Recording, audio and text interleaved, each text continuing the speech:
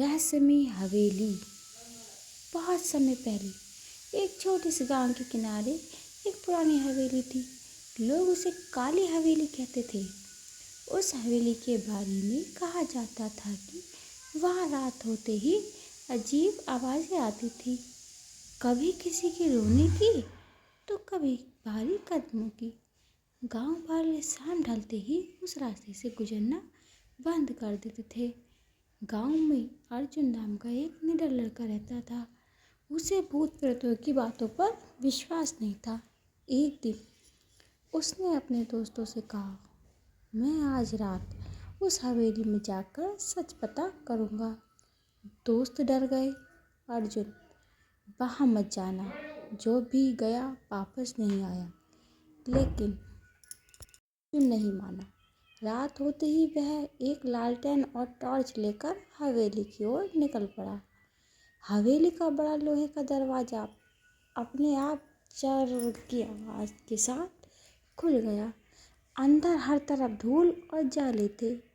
अचानक ऊपर की मंजिल से किसी के चलने की आवाज़ आई, ठक ठक ठक। अर्जुन का दिल तेज धड़कने लगा, लेकिन वह धीरे धीरे सीढ़ियाँ चढ़ने लगा। तभी उसे कमरे की हल्की रोशनी दिखाई दी। कमरे के अंदर एक पुरानी तस्वीर टंगी थी।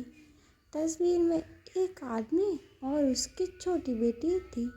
नीचे लिखा था, ठाकुर वीरेंद्र सिंह और उनकी बेटी गौरी। तभी अचानक पीछे से एक धीमी आवाज़ आई, मेरी बेटी को ढूंढ रही हो? अर्जुन डर कर पलटा, लेकिन वहाँ कोई नहीं था।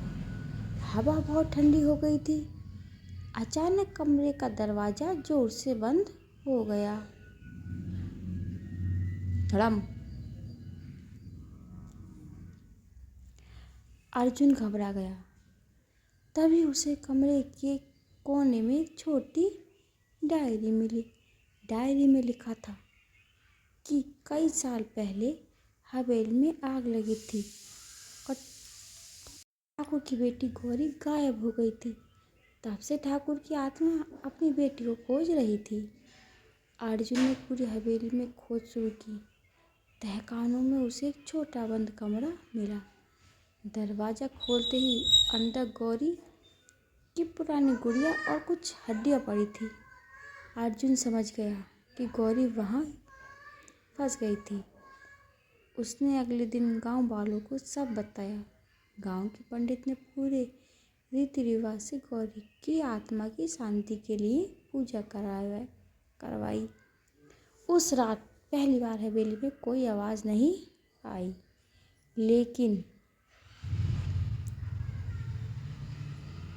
कुछ लोगों का कहना है कि अमावस्या की रात आज भी हवेली की खिड़की में एक छोटी लड़की दिखाई देती है। हाथ में वही